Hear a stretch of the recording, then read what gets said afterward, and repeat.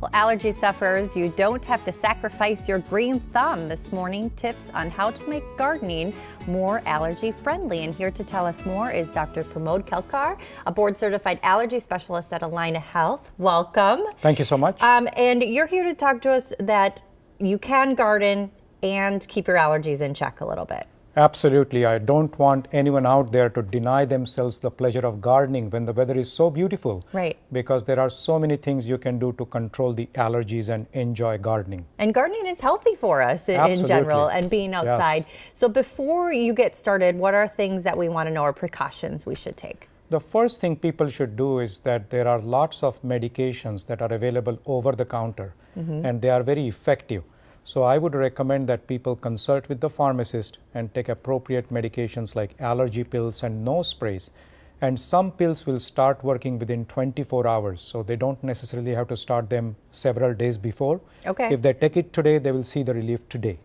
And maybe you know that one doesn't work for you. That doesn't mean that they all don't work for you, right? Different things work in different ways. That's right. We have several different options for medications, and if one medication doesn't work, you can always try the other medication.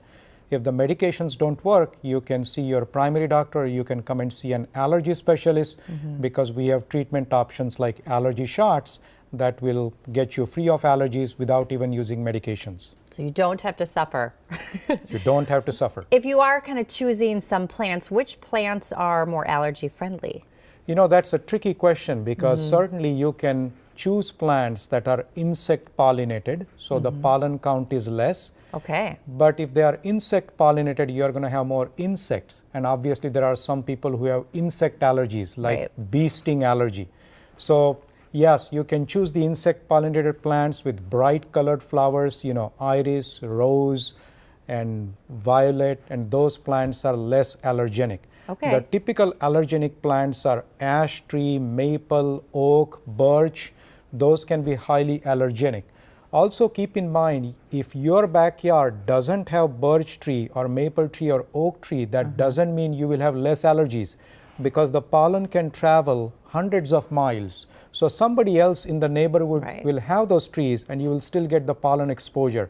So I think the best strategy for you is going to be to take appropriate precautions when you are gardening, like wearing specific types of clothes and then changing the clothes when you come in, taking a shower, wearing a hat, wearing sunglasses. Some people will even wear a mask, and also making sure that they are not touching their eyes when they are gardening, because touching the eyes not only will cause the pollen to get into the eyes, but in addition to that, if you're allergic to poison ivy, you can imagine the damage. Yeah, exactly.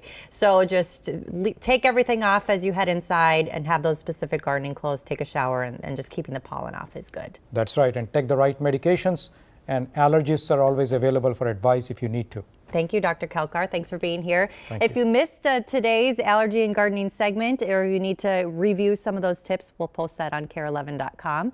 And we'll have a link to Allina Health's webpage on our 11 a.m. show page.